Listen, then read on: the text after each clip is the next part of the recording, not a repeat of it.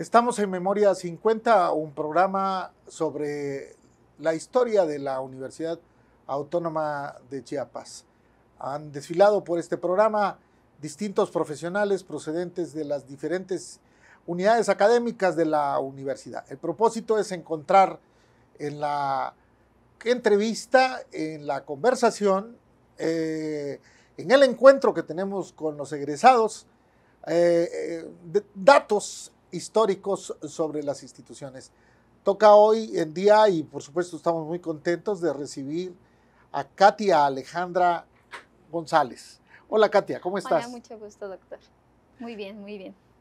Bien, Katia, vamos a hacerlo como lo hemos hecho con nosotros entrevistados. Vamos a hablar contigo primero de ti. Primero, antes de que de alguna forma nos cuentes tu experiencia en la universidad. ¿En dónde naciste? Bueno, a mí me tocó ya nacer en Tuxtla Gutiérrez, pero mi familia es mitad de parte de Tuxtla, pero del pueblo Zoque, sobre todo el que se asentó alrededor de la Sexta Poniente, alrededor del barrio de Los Milagros. Sí. Y también parte de mi familia es de Simojovel, Chiapas. De Simojovel. ¿Dónde hiciste tus estudios de primaria? Aquí en Tuxtla, digamos que todo el contexto de crecimiento fue aquí en Tuxtla, pero muy diferente al proceso de otros niños, precisamente por el tipo de crianza, digamos que las relaciones interétnicas que estaban dentro de la dinámica familiar. ¿Aquí hiciste la secundaria? Aquí la secundaria y estudié en el Cobach 1. Bueno, tú de alguna manera veo que tienes muy presente tus antecedentes. Esto se debe a que tus padres viviste con tus abuelos, ¿te transmitieron parte de esas culturas? Sí, digamos que el núcleo familiar siempre se mantuvo como una estructura zoque tradicional y también sí, como una familia, si lo vemos de manera antropológica. Ajá. Entonces, las dinámicas eran siempre como los abuelos eran los que criaban, mi abuela me crió, mi abuelo me crió y mi mamá pues también me tuvo muy joven, entonces ella estudiaba mientras yo estaba como en este proceso de crecimiento.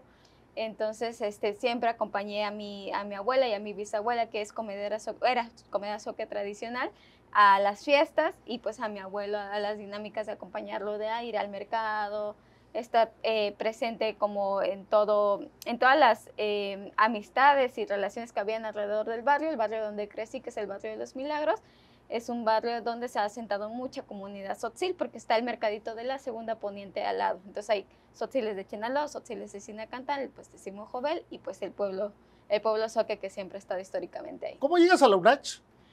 Pues mi mamá estudió en UNACH, entonces ella fue la primera generación, digamos que de mi familia que se pudo graduar de una licenciatura. Entonces cuando yo llego a la prepa, no se me había la posibilidad de estudiar en otro lugar que no fuera la UNACH. Y de hecho yo quería estudiar artes plásticas, ¿no? Pero también la situación económica, también el mantenimiento de una licenciatura de ese tipo lleva mucho más recursos. Entonces lo que se me propone es que escoja una licenciatura que me guste a mí. Estaba antropología, estaba sociología y encontré una vez en una combi, digamos, que decía licenciatura en gestión de desarrollo indígena y me interesó, sobre todo porque había campos de historia, sobre todo de los pueblos de Chiapas y también un enfoque antropológico y social. Entonces no solo se reducía a estudiar, digamos que de una manera hegemónica a los pueblos, sino que era en parte desde los mismos pueblos. Y de hecho me tocó muchos docentes que eran de diferentes pueblos de Chiapas y era una riqueza mayor en cuanto al estudio. ¿En qué área estuviste estudiando esta licenciatura? Está en el Campus 3, al lado de la Escuela de Lenguas de San Cristóbal de las Casas. Ajá. ¿Y tus compañeros? ¿Qué nos puedes contar de ellos? Bueno, es una licenciatura muy pequeña, entonces realmente todos nos conocíamos en todos los grados, ¿no? O sea, tenemos un edificio muy reducido, entonces teníamos que convivir siempre entre compañeros. Entonces, es muy diversa, hay de todos los pueblos, también hay de aquí de Tuxtla, y creo que están muy comprometidos, por lo menos los que estudiaron en mi generación, con regresarle algo a su pueblo, ¿no? Muchos eran segunda, tercera generación que ya habían nacido en Ciudad Tuxtla, San Cristóbal, o que habían regresado de Ciudad de México o de otros lugares, también había compañeros de Oaxaca que venían a estudiar para acá. Y creo que realmente nos motivaba, ¿no? O sea, a pesar de las condiciones adversas que se tiene como estudiante de un pueblo originario, siendo o no, haber crecido o no dentro de un contexto tradicional, pues sí trae ciertos retos, sobre todo la lengua, encontrarse también con otras personas que son de otros pueblos y tienen costumbres diferentes, pues siempre es un choque cultural, ¿no? Y creo que se mantenía como en un aspecto neutro en ese sentido la escuela. Ahora bien, ya tu desarrollo profesional, ¿cómo encontraste, vamos, tu espacio de oportunidad en el tema de, pues, el diseño y las artes? Porque al final de cuentas tienes que ver con la imagen. Bueno, yo empecé a dibujar desde muy chiquita, ¿no? Como siempre acompañaba a mis abuelas y a mi abuelo a sus trabajos, pues tenía yo que entretenerme en algo. Entonces siempre me llevaban blogs de hojas recicladas de las que quedaban y las embarnizaban, ¿no? Entonces yo tengo ese recuerdo muy presente y que mi abuelo me decía, dibuja, dibuja, dibuja. Cuando yo entro a la licenciatura, se me da la oportunidad de volver a ver el tzotzil, pero de manera más formal, escrita, ¿no? Una profesionalización del tzotzil a la par de la licenciatura. Y el maestro Palachilón me dice, pues tú vas más avanzada, siento que a veces te aburres en la clase, ¿no? Del nivel básico para llegar al nivel 4, que es el que se tiene en la escuela de lenguas. Y me dijo, ¿por qué no empiezas a dibujar? O sea, ya sé que haces dibujos en tu cuaderno, ¿por qué no empiezas a dibujar conceptos en tzotzil que ya te sabes? Entonces lo que empecé a hacer fue dibujar conceptos que a lo mejor se entendían muy literal, pero en su aspecto más imaginativo, más cosmogónico, donde se pudiera entender no solo la lengua en su concepción al español, sino lo que nos quiere decir la lengua en sí, o sea, claro, en su contexto. No solo un proceso de traducción. Exactamente, no una traducción sino literal, fundamentalmente el rescate de la cultura, que es la manera de construir el ser, el hacer y, por supuesto, el pensar, ¿no? Claro. Que en esa parte creo que se abría una beta muy interesante. Claro, y lo que pasó fue que esos dibujos se los empecé a enseñar a mi abuelo y mi abuelo me dijo, dame más, ¿no? Porque pues a él le costaba hablar con alguien más que no estuviera, pues ya, ¿no? O sea, toda su familia de alguna manera falleció, su mamá murió, entonces siempre es como añorar el territorio, pero ya no poder volver al territorio. Y me pasó que muchos vecinitos, sobre todo de Sinacantán, empezaron a ver mi arte y me empezaron a preguntar a sus mamás, oye, ¿cuándo vas a hacer curso? Oye, ¿cuándo vamos a hacer dinámicas? Y así, entonces lo que empecé a hacer fue crear mi página y empecé a subir las páginas, digamos que las ilustraciones. Y se me da la oportunidad de ir a varios encuentros de arte zapatista, en donde le compartía a niños, sobre todo de zona norte o de zonas periféricas, dibujos en tzotzil. Entonces, mientras que muchos, digamos que stands, sobre todo de arte originario, estaba lleno como de gente mestiza que le gusta el arte, pues, el arte que se hace desde los pueblos, en mis stands o en mis mesas siempre había niños. O sea, niños que se dedicaban a hacer chicleritos, niños que se dedicaban a hacer a vender artesanías y siempre era como, la cebalchón, ¿no? Y luego como estaba yo chiquita, o sea, chiquita en tamaño, pues les daba mucha confianza, ¿no? O sea, no creían que tenía yo 20 años, 22 años, o sea, siempre era como, es como la hermana mayor. Sí, sí, sí. ¿Qué quiere decir lo que me dijiste? Chica serpiente. Realmente el nombre surge también como un juego de palabra del apellido Soque de mi familia, que es Mekshun. Entonces, Mekshun, aunque tiene su origen en Soque, yo siempre jugué con que podía ser Mechón, que era señora serpiente, ¿no? Sí. En tzotzil. Y entonces, cuando yo quise un nombre, mi serpiente favorita es la Nauyaca Huisnayera, que es la Nauyaca Quetzalcóatl. Entonces dije, pues yo quiero ser como esto, ¿no? Como iridiscente, mística, y que mi arte pueda conectarse con que soy de Chiapas, ¿no? ¿Es algo sobre mitología maya? También, o sea, existe la figura del Cuculchón, que es digamos que el Quetzalcóatl, que es precisamente esta serpiente, que es Cuculchón, pero también tiene en el sentido de que es única en Chiapas. O sea, la Nauyaca Huisnayera es como verde, tiene rombos celestes, o sea, su piel parece un textil. Sí, claro. Entonces yo dije, pues yo quiero que mi arte y que todo, digamos que mi ser artístico sea así. ¿Cómo descifra una persona como tú todo el lenguaje de la naturaleza? Es decir, cuando hablamos, ahorita ya entraste al territorio, por ejemplo, de las texturas, de los reptiles, podemos hablar de las aves, en fin, es el universo en un territorio como el nuestro, que es tan biodiverso.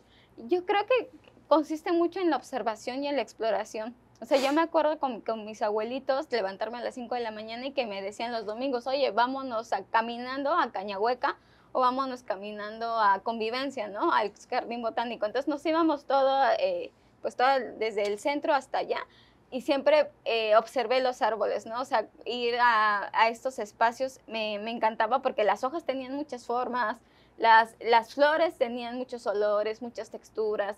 Y luego si te quedabas quieta, si observabas, veías pues pájaros que cantaban muy bonitos como el cenzontle o el baluno que es, y también veías pues de repente reptiles que tenían piel fosforescente, bueno, pues no fosforescente, iridiscente, perdón. Iridiscente, claro. Ajá, y tenían muchos, digamos que muchas ganas de dibujar eso, ¿no? O sea, y a pesar de que yo no soy una ilustradora naturalista, no me considero una ilustradora naturalista porque no dibujo para científicos que se dedican a la naturaleza, sí me gusta retratar toda esta biodiversidad. Pero sí has ayudado para ilustrar diferentes documentos que son verdaderamente sobresalientes, en un nivel muy destacado, de acuerdo a lo que leí de tu currículum. Sí, de hecho, gracias pues, al esfuerzo y al trabajo he podido contactar con varias organizaciones y hemos hecho colaboraciones, sobre todo para los pueblos originarios y que se tengan materiales de calidad y de buen uso, porque luego había veces que se retrataba a las personas originarias como nefastos, o sea, como narizones, con los ojos súper sumidos, flacos, o sea, y sí hay mucha diversidad de cuerpos, pero también merecemos como la representación digna. Sí, por supuesto, digamos, miradas hacia la dignidad que al final de cuentas todos tenemos y que eso creo es una de las reivindicaciones que data de algún tiempo ya en materia de los derechos humanos. ¿Qué quiere decir porteo? Bueno, portear es la acción de acarrear un bebé de un lado a otro. Ajá. Entonces, el ser humano lo hace desde que digamos que se creó, ¿no? O sea, desde que existe una mamá, lleva a su bebé a todos lados. Lo que ha pasado es que ha creado materiales para poder cargarlo de manera más fácil. Yo los he visto, los he observado, es que son un poquito más largos y me sorprende cómo el bebé se mueve cuando le hacen el nudo y se desplaza. Es un bebé diferente, que va teniendo en su desarrollo un movimiento diferente. Claro. Tú has trabajado eso, ¿verdad? El tema de la maternidad. Sobre todo el desarrollo del sistema vestibular se beneficia mucho al momento de estar moviendo constantemente al bebé porque recibe este estímulo y su cuerpo se desarrolla mejor. De hecho, para bebés prematuros que nacen con hipotonía, se recomienda portearlos para que, digamos que aparte de que tengan el contacto y la sincronización con la respiración, puedan madurar también el cuerpo. ¿Es por delante o por la parte de atrás? Puede ser por ambos. Normalmente a bebés prematuros es por delante, ¿no? Piel con piel. Para bebés más grandes o que han nacido en condiciones, digamos, normales, se puede cargar al frente, a la cadera y a la espalda. Es lo que ahora con el término, rimbombante y técnico le llaman ergonomía en el diseño de... Pero bueno, ya en el mundo original, ya esto, de la tradición se fue descubriendo. De hecho, el fular nace precisamente de la inspiración de la observación de un rebozo que está en Oaxaca, ¿no? O sea, el rebozo oaxaqueño lo ven y dicen, lo podemos hacer más largo, y es que se crea el fular como tal, ¿no? Que es parte de la marca Didymos, por ejemplo. No, pero además es cálido, ¿no? Genera toda una temperatura. Claro, se regula la temperatura, la respiración, el bebé está más calmado. Incluso cuando tiene sobreestimulación o lo que llamamos de que le echaron ojo, ayuda muchísimo para eso. Vamos a hablar con el tema de que le echaron ojo porque de alguna forma este es el conocimiento que mucha gente del mundo mestizo, me incluyo, pero que en nuestras comunidades tenemos obviamente esta tradición alojada sin conciencia de que, bueno, te van a curar de mal de ojo, ¿no? Y forma parte de de esta concepción mágica de la vida y muchas veces que tiene que ver con fenómenos del consciente colectivo, ¿no? Y del inconsciente colectivo. Claro, ¿no? Y que además mucha gente lo ha compartido de cierta manera, ¿no? Y a pesar de que, por ejemplo, las nuevas generaciones quizás ya sabemos que no es como tal el mal de ojo, pero pues las abuelitas nos explicaban por qué tenían que encontrar una respuesta ante que sus hijos lloraran sin razón, a que tuvieran cólicos, pero que no se explicaran por qué, ¿no?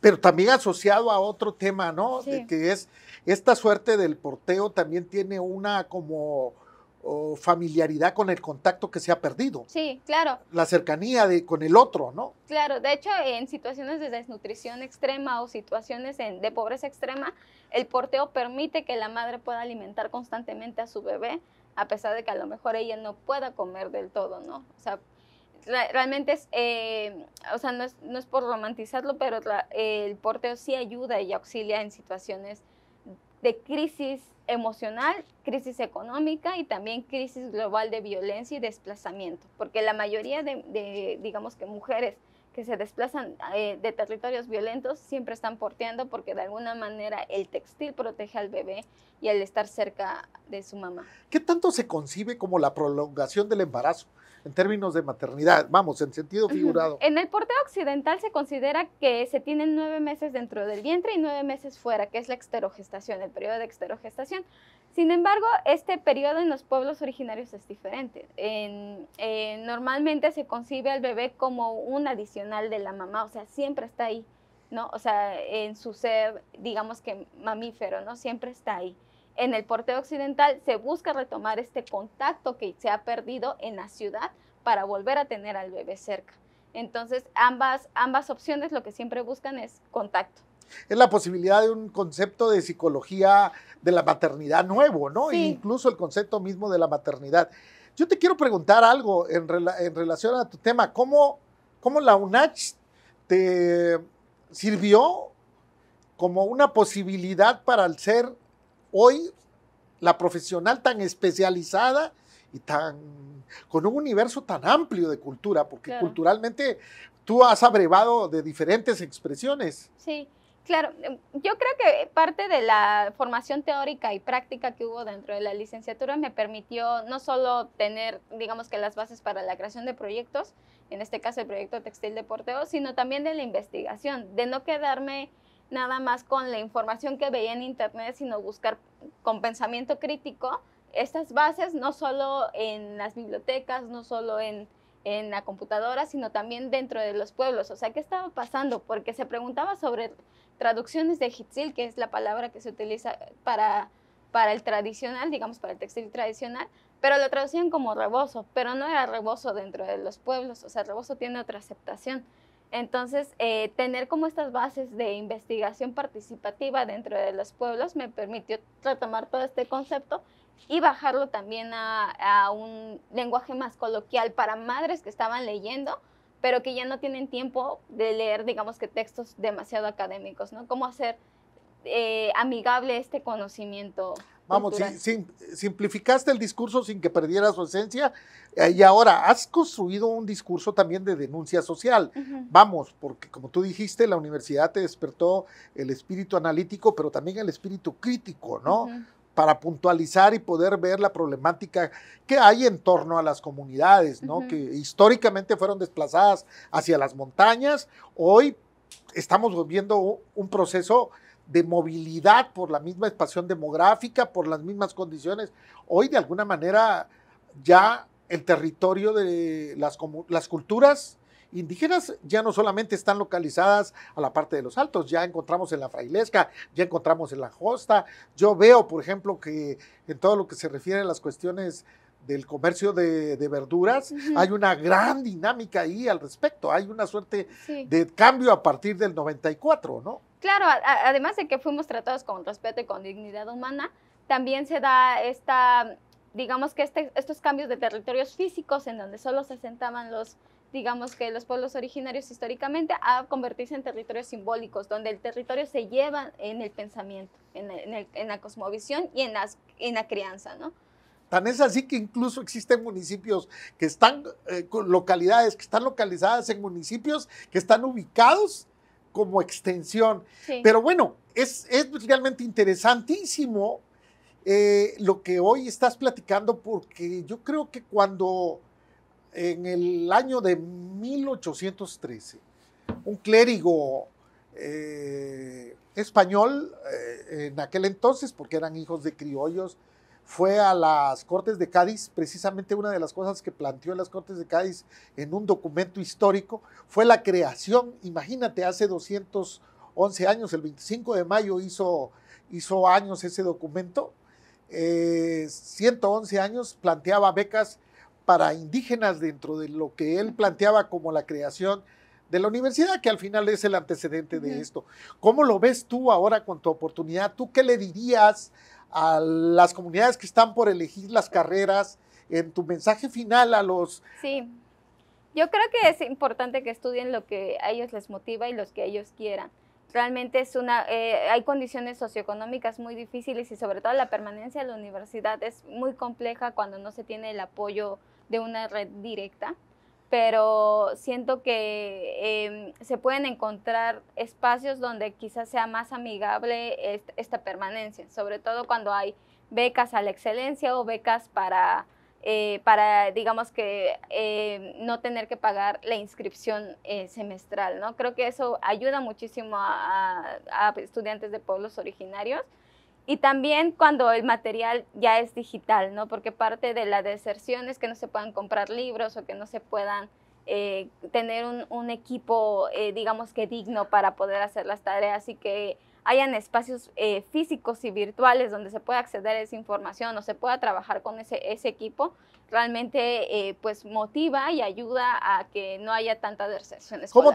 ¿Cómo podemos conocer tu trabajo en las redes sociales? Sí, me pueden encontrar como Sebalchón en Instagram y en Facebook. Realmente es muy fácil cuando se sabe escribir. Se escribe con T-S-E-B-A-L espacio C-H-O-N. Sebalchón. ¿Y cuál es tu próximo proyecto? Pues ahorita estoy ilustrando algunas cosas para organizaciones. Estos meses voy a estar trabajando en mucho material educativo. Y también estoy por estrenar un libro para niños. Pues felicidades, Muchas Katia. Gracias. Realmente en el brillo de tus ojos y en tus palabras me dejas la sensación de adentrarme más a un mundo que no conozco, ¿no? Yo recomiendo mucho a los amigos estudiantes, a los compañeros, profesores, a todos, que tenemos la gran cercanía de grandes culturas, que las conocemos nada más con descripciones, probablemente en los textos, pero estas entrevistas de Memoria 50 nos están motivando a visitar esos mundos que son tan hermosos. Muchas gracias, Katia Alejandra, muchas gracias a todo el equipo del área multimedia, muchas gracias a la Fundación, muchas gracias a los estudiantes, muchas gracias al rector por darme esta extraordinaria oportunidad de hacer Memoria 50.